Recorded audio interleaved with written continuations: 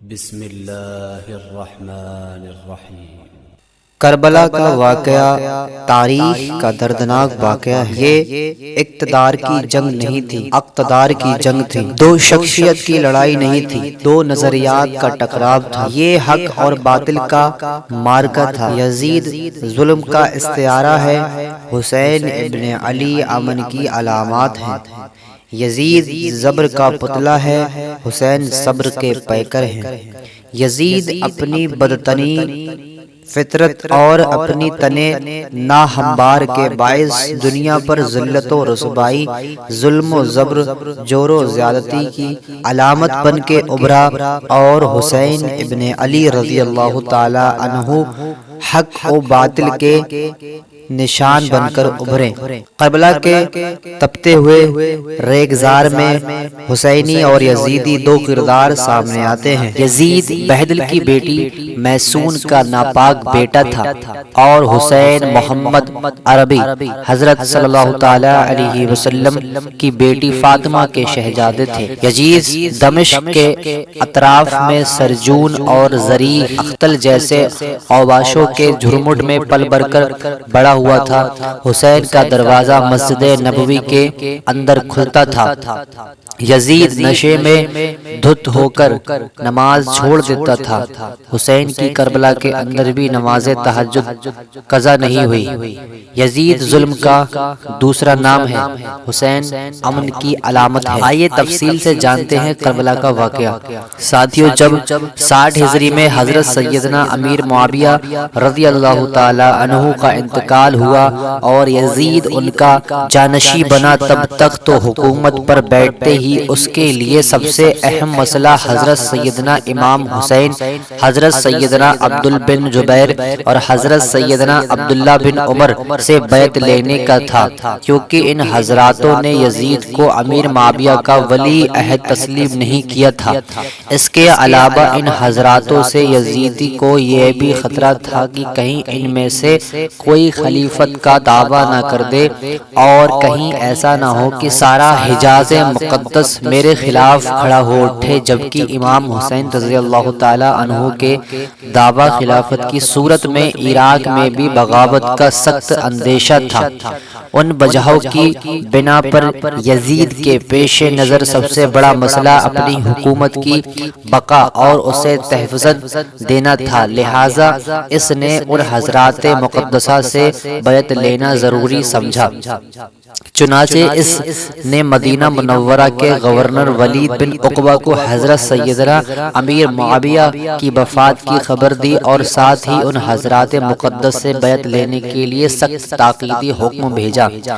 ولید نے حضرت سیدنا امام حسین رضی اللہ تعالی عنہ کو حضرت سیدنا امیر معاویہ کی وفات کی خبر دی اور یزید کی بیعت کے لیے کہا۔ آپ رضی اللہ تعالی عنہ نے تازید کے بعد فرمایا کہ میرے پاس میرے جیسا آدمی اس طرح چھپ کر بیعت نہیں کر سکتا، اور نہ بھی میرے لیے اس طرح چھپ کر بیعت کرنا اچھا ہے۔ اگر آپ باہر نکل کر عام لوگوں کو اور ان کے ساتھ ہمیں بھی دعوت دیں تو یہ سب سے اچھا رہے گا۔ ساتھیو، یزید کی بیعت حضرت سیدنا امام حسین رضی اللہ تعالی عنہ کو قلبی طور پر سخت ناپسند تھی، کیونکہ وہ نااہل تھا اور اس کا تقرر بھی خلفائے راشدین کے اسلامی طریقے انتخاب کے بالکل خلاف ہوا تھا۔ اس لیے آپ احتجاجاً اس کے خلاف تھے، اور دوسری طرف حالات اجازت نہیں دے پا رہے تھے کہ آپ علی الاعلان اس کے خلاف آواز بلند کریں، لہٰذا آپ رضی اللہ تعالی عنہ نے اپنے اہل و عیال اور عزیز و اقربا کو ساتھ لے کر مدینہ منورہ سے مکہ مکرمہ کی طرف ہجرت فرما لی۔ آپ رضی اللہ تعالی عنہ کے مکہ مکرمہ پہنچنے کی خبر سن کر لوگ آپ کی خدمت میں حاضر ہو کر زیارت کا شرف حاصل کرنے لگے۔ ساتھیو، جب اہل کوفہ کو حضرت سیدنا امیر معاویہ رضی اللہ تعالی عنہ کے انتقال کی خبر ملی اور انہیں اس بات کا علم ہوا کہ حضرت سیدنا امام حسین رضی اللہ تعالی عنہ نے یزید کی بیعت سے انکار کر دیا ہے، تو انہوں نے سیدنا امام حسین رضی اللہ تعالی عنہ کے نام ہزاروں کی تعداد میں خط لکھے کہ آپ جلد سے جلد کوفہ تشریف لائیں، مسجد خلافت آپ کے لیے خالی ہے، ہمارے اموال اور ہماری گردنیں آپ کے لیے حاضر ہیں، سب کے سب آپ کے منتظر اور مشتاق ہیں، اور آپ کے سوا ہمارا کوئی امام اور پیشوا نہیں ہے، آپ کی مدد کے لیے ہم نے یہاں ہزاروں کا لشکر تیار کر رکھا ہے۔ ساتھیوں، حضرت امام حسین رضی اللہ تعالی عنہ نے جب یہ اہل کوفہ کے خطوں میں ان کے جذبات، عقیدت اور محبت، جان اور مال قربان کرنے کی تمناؤں اور کوفہ آنے کی التجا کو دیکھا تو فیصلہ کیا حالات معلوم کرنے کے لیے اپنے چچا زاد بھائی حضرت مسلم بن عقیل رضی اللہ تعالی عنہ کو بھیج دیا۔ چنانچہ آپ نے انہیں اہل کوفہ کے نام ایک خط دیا اور فرمایا کہ آپ کوفہ جا کر بذات خود 12 راستہ حالات کا صحیح اندازہ لگا کر ہمیں اطلاع دیجیے، اگر حالات سازگار ہوں تو میں بھی آ جاؤں گا، اور اگر حالات نامناسب ہوں تو آپ بھی واپس تشریف لے آئیے۔ ساتھیوں، صدر الفاضل حضرت علامہ سیدنا نعیم الدین مراد آبادی رضی اللہ تعالی عنہ فرماتے ہیں کہ اگرچہ امام حسین رضی اللہ تعالی عنہ کی شہادت کی خبر مشہور تھی اور کوفیوں کی بے وفائی کا پہلے بھی تجربہ ہو چکا تھا، مگر جب یزید بادشاہ بن گیا تو اس کی حکومت اور سلطنت کی بنا پر دین اسلام کے لیے خطرہ تھی، اور اسی سبب سے اس کی بیعت ناروا تھی، اور وہ طرح طرح کی تدبیروں اور ہلوں سے چاہتا تھا کہ لوگ اس کی بیعت کریں۔ ان حالاتوں میں کوفیوں کا بپاس ملت یزید کی بیعت سے درکشی کرنا اور حضرت امام حسین رضی اللہ تعالی عنہ سے طالب بیعت ہونا امام پر لازم تھا کہ ان کی درخواست قبول فرمائے۔ جب ایک قوم ظالم اور فاسق کی بیعت پر راضی نہ ہو اور صاحب استحقاق اہل سے درخواست بیعت کریں اس پر، اگر وہ ان کی استحاد قبول نہ کرے تو اس کے یہ معنی ہوتے ہیں کہ وہ اس قوم کو اس جابر ہی کے حوالے کرنا چاہتا ہے۔ امام حسین رضی اللہ تعالی عنہ اگر اس وقت کوفیوں کی درخواست کو قبول نہ فرماتے تو بارگاہ الہی عجوبذل میں کوفیوں کے اس مطالبہ کا امام حسین رضی اللہ تعالی عنہ کے پاس کیا جواب ہوتا کہ ہم ہر چند درپے ہوئے مگر امام حسین رضی اللہ تعالی عنہ بیعت کے لیے راضی نہ ہوئے، اسی لیے ہمیں یزید کے ظلم و تشدد میں مجبور ہو کر اس کی بیعت کرنی پڑی۔ اگر امام حسین رضی اللہ تعالی عنہ ہاتھ بڑھاتے تو ہم ان پر جان فدا کرنے کے لیے تیار حاضر اور ہو جاتے۔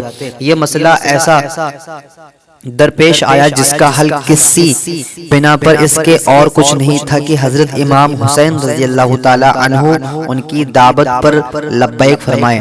اگرچہ صحابہ اکرام حضرت ابن عباس، حضرت ابن عمر، حضرت جابر، حضرت ابو سعید وغیرہ ہم سب رضی اللہ تعالی عنہ ان حضرات امام حسین رضی اللہ تعالی عنہ کی اس رائے سے متفق نہیں تھے اور انہیں کوفیوں کے عہد و مواقف کا اعتبار نہیں تھا۔ امام حسین رضی اللہ تعالی عنہ کی محبت اور شہادت، حضرت امام حسین رضی اللہ تعالی عنہ کی شہرت ان سب کے دلوں میں اختلاج پیدا کر رہی تھی، گویا کہ یہ یقین کرنے کی کوئی وجہ نہ تھی کہ شہادت کا یہی وقت ہے اور اسی سفر میں یہ مرحلہ پیش آنا ہے، لہذا اندیشہ مانے تھا۔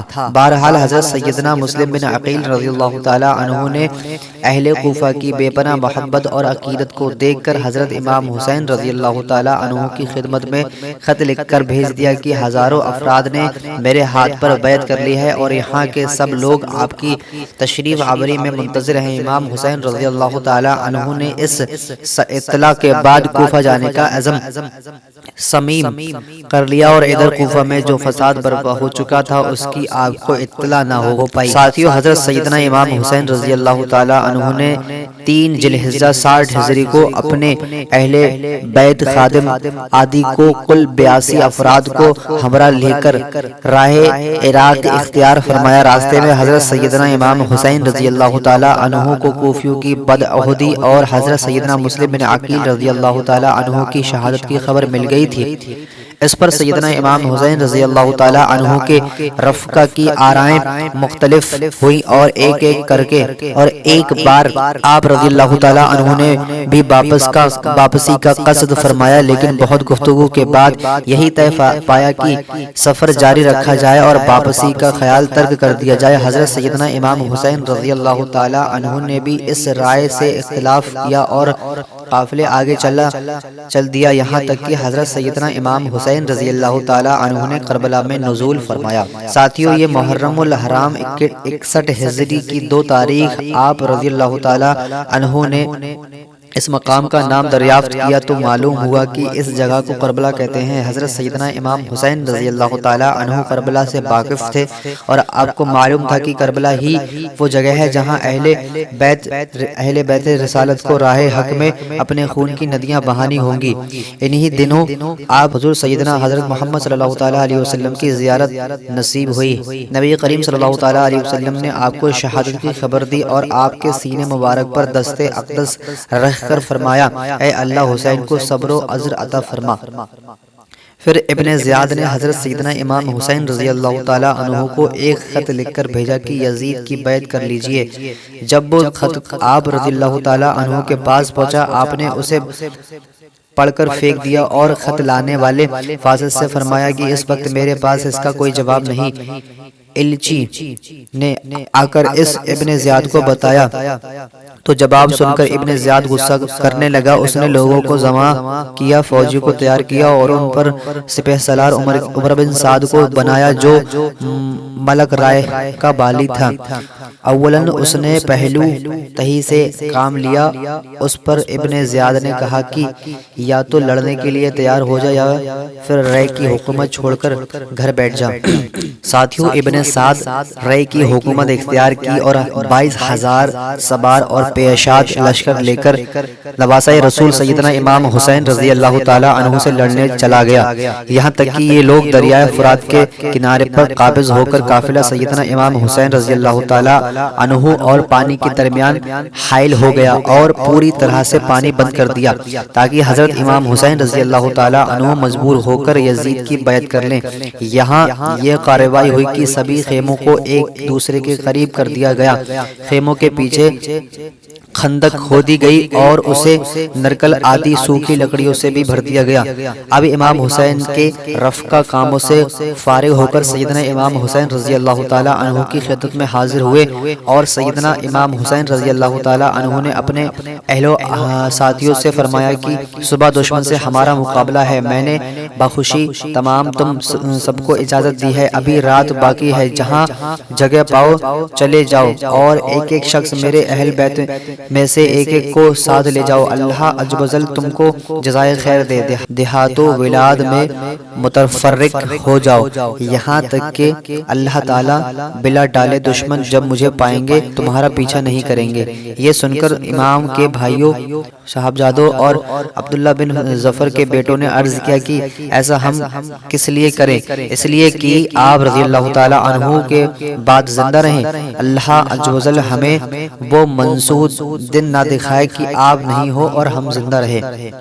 حضرت امام حسین کے بچے بالخصوص خواتین پیاس شدت میں حلق خشک ہو چکے تھے۔ حضرت شکینہ تڑپ کے اپنے باپ سے کہتی تھی کہ مجھے 6 مہینے کی علی اصغر کی پیاس دیکھی نہیں جا رہی ہے۔ حضرت امام حسین بچے کو ہاتھوں میں اٹھاتے ہیں اور نہر فرات میں پہنچ کے فرماتے ہیں تمہارا معاملہ میرے ساتھ ہے، اس 6 مہینے کے بچے کے سے تمہارا کیا بگاڑا ہے، اور چلو بھر کے اسے پانی پلانا چاہتے ہیں۔ تبھی ایک تیر آتا ہے جو علی اصغر کے گلے کو چیر دیتا ہے، خون بہنے لگتا ہے، گردن لٹک جاتی ہے۔ حضرت امام حسین وہ بہتا ہوا خون اپنے ہاتھوں میں لے کر آسمان کی طرف اچھال کر کہتے ہیں مالک حسین کی یہ قربانی بھی قبول کر۔ بہرحال حضرت امام حسین علی اصغر کو لے کے خیموں کی طرف چل دیتے ہیں اور زبان پر کوئی شکایت نہیں کرتے ہیں، کہتے ہیں مالک حسین کی یہ قربانی بھی قبول کر، اب خیموں کی طرف آنا۔ سحر بانو ام رباب سیدنا زینب حضرت شکینہ رحمۃ اللہ تعالی علیہ کا سامنا ہوا۔ آسمان کا سامنا کوئی آسان کام نہیں تھا، لیکن حسین ابن علی آتے ہیں شہزادے کو یہاں خیموں کے قریب رہ کے کہتے ہیں کہ یہ حوض کوثر سے شیراب ہو گیا ہے۔ اللہ اکبر، کوہرام مچ جاتا ہے، جہاں تک کہ ابن سعد نے اپنے لشکر کے ساتھ امام حسین رضی اللہ تعالی عنہ اور آپ کے رافقہ پر حملہ کر دیا۔ آپ کے رفقہ، احباب، برادران اور شہزادگان ایک ایک کر کے شہید ہوتے چلے گئے۔ قریب 50 سے زیادہ افراد شہید ہو گئے اور بالآخر حضرت امام حسین رضی اللہ تعالی عنہ کو بھی بڑی بےدردی کے ساتھ شہید کر دیا گیا۔ ساتھیوں، اسی طرح ایک ایک کر کے حضرت محمد صلی اللہ تعالی علیہ وسلم کے اہل بیت سے تمام نوجوان اور بہادر جنگجو شہید ہوتے گئے اور قربانی کا پیالہ بھی پیتے گئے۔ دھیرے دھیرے جب حضرت امام حسین کے سبھی یار اپنی شہادت حاصل کر گئے تو انہوں نے فیصلہ کیا کہ اب خود میدان میں تلوار لے کر نکل جائیں۔ وہ میدان میں گئے اور یزید کی فوج سے لڑنا شروع کر دیا۔ امام حسین اکیلے یزیدی فوج کا مقابلہ کر رہے تھے۔ اکیلے ہونے کے باوجود کسی نے بھی حضرت امام حسین کو مقابلہ کرنے کا جرأت نہیں کی، اور اس کی صرف ایک وجہ تھی کہ حضرت علی کے پیارے بیٹے اس وقت یزید فوج کے فوجی حکمران ابن سعد نے محسوس کیا کہ وہ حضرت علی کے بیٹے سے کسی بھی طرح مقابلہ نہیں کر سکیں گے۔ اس لیے انہوں نے اپنے تمام سپاہیوں کو امام حسین کی مخالفت کے لیے ایک ساتھ حملہ کرنے کا کہا۔ ان کے ایک ساتھ حملے کے باوجود امام حسین نے ثابت کیا کہ باطل چاہے تعداد میں کتنا بھی بڑھ جائے، حق اور سچ کے مقابلے میں کبھی نہیں ٹک سکتا۔ جب حسینیت اور یزیدیت کے بیچ خطرناک جنگ چل رہی تھی، اس دوران عصر کی نماز کا وقت قریب آ گیا۔ اتنی مشکل حالت اور زخمی حالت میں بھی حضرت امام حسین کو نماز پڑھنے کا ارادہ تھا۔ جیسے ہی انہوں نے نماز شروع کی، یزیدی فوج وہ ابصر مل گیا جس کا وہ لوگ بے صبری سے انتظار کر رہے تھے۔ حضرت امام حسین سجدے میں گئے جب شمر جل جوسن نے اپنی تلوار چلائی اور حضرت امام حسین کے سر کو شریر سے جدا کر دیا۔ حضرت امام حسین کی شہادت کے بعد یزیدی لوگوں نے ان کے سر کو ایک خنجر پر رکھ کر کوفہ شہر میں گھمایا۔ وہ گلیوں میں گھومتے تھے۔ کربلا کی جنگ میں حضرت امام حسین کے گھرانوں میں سے ایک بیٹا جن کا نام حضرت زین العابدین تھا، وہ بچ گئے تھے۔ ان کے علاوہ حضرت امام حسین کے گھر کی سبھی عورتیں کوفہ میں بندی بنا کر لائی گئیں۔ حضرت امام حسین کی اس دن کی شہادت کے باوجود ان کی وراثت آج تک لوگوں کے دلوں میں زندہ ہے اور قیامت تک رہے گی۔ جبکہ یزید شام کے اندھیروں میں گم ہو گیا ہے، حسین ہر دل میں روشنی کر زندہ ہے۔ تو ساتھیوں، یہ تھا حضرت امام حسین کا ایک چھوٹا سا واقعہ جو ہم نے آپ کو اس ویڈیو میں بتایا۔ امید ہے آپ کو یہ ویڈیو پسند آئی ہوگی۔ اگر آپ کو یہ ویڈیو پسند آئی ہو تو اس ویڈیو کو لائک کریں اور ہمارے چینل کو سبسکرائب کریں۔ تو ملتے ہیں اگلی ویڈیو میں، تب تک کے لیے خدا حافظ۔